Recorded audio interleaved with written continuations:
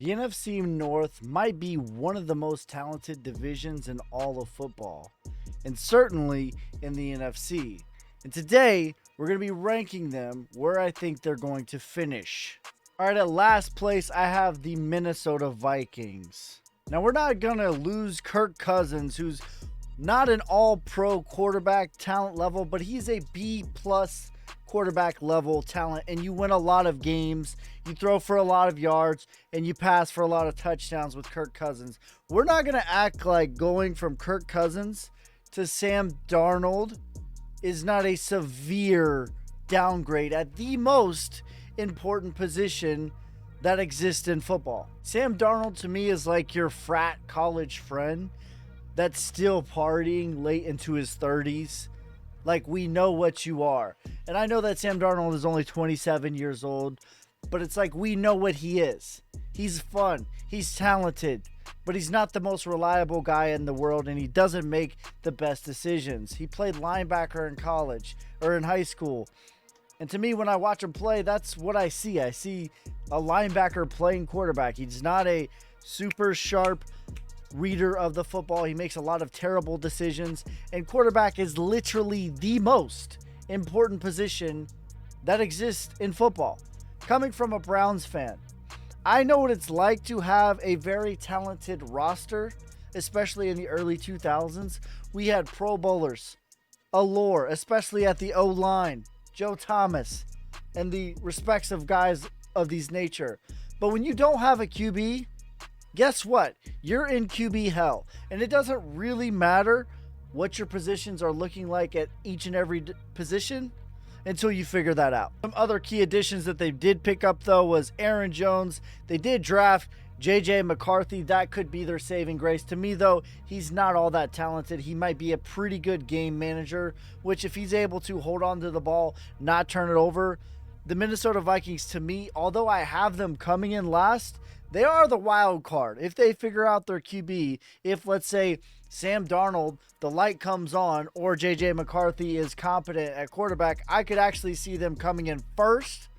I have them in first or last. There's not really an in-between for them. They have a very talented roster, but a huge, massive question mark at QB, and that is the most important position and the worst position to have a question mark at. All right, in third place, I have the Chicago Bears.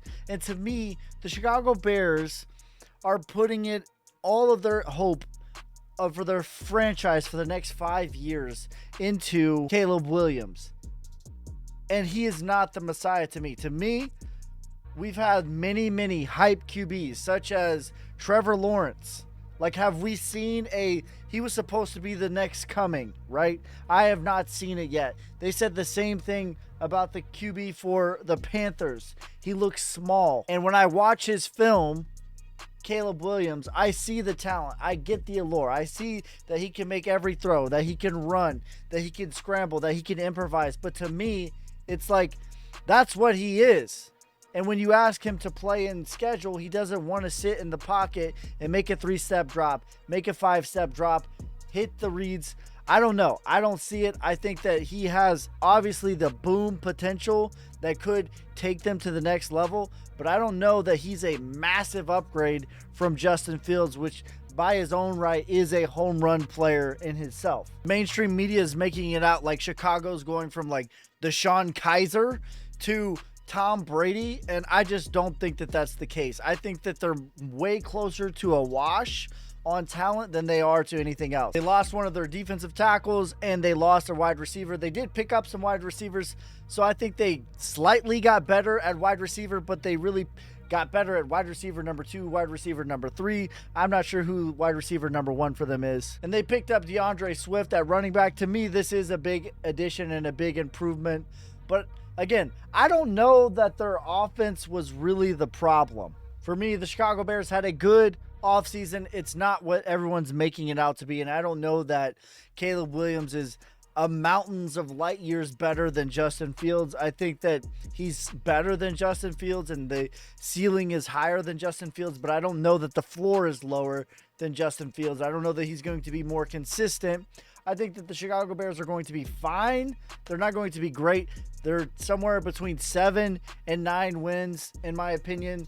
vying for a playoff spot, but not like amazing or a serious Super Bowl contender, in my opinion. In second place, I have the Green Bay Packers finishing second. They lost Aaron Jones. They lost an offensive lineman, a few offensive linemen, and both of their safeties. So I think that they are going to be worse than last year around them. Their only hope is that their QB takes another step forward. He had that 1 year. Let's see if he can build upon that in his junior season. They picked up Josh Jacobs and Marshawn Lloyd. So I think that it's maybe a wash at running back, maybe slightly better.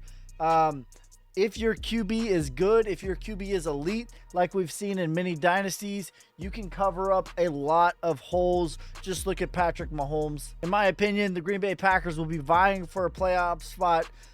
Their low end is about 9 wins and their high end's about 12 wins. They're going to be somewhere in that range, especially in the NFC, which I think overall is weaker than the AFC, but the NFC North is a much stronger division out of the NFC. I think that the Packers are a good team, not a great team, could maybe win a playoff game or two. And last but not least, I have the Detroit Lions. That's who I think is going to win the NFC North.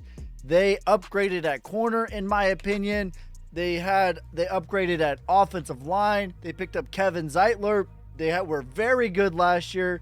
Jared Goff, to me, is a very good B+, A- QB. I think he's proven that he can lead you to the Super Bowl with the Rams. He's getting better. I think he's kind of underrated at this point. Their defense is excellent. Their coaching staff is excellent.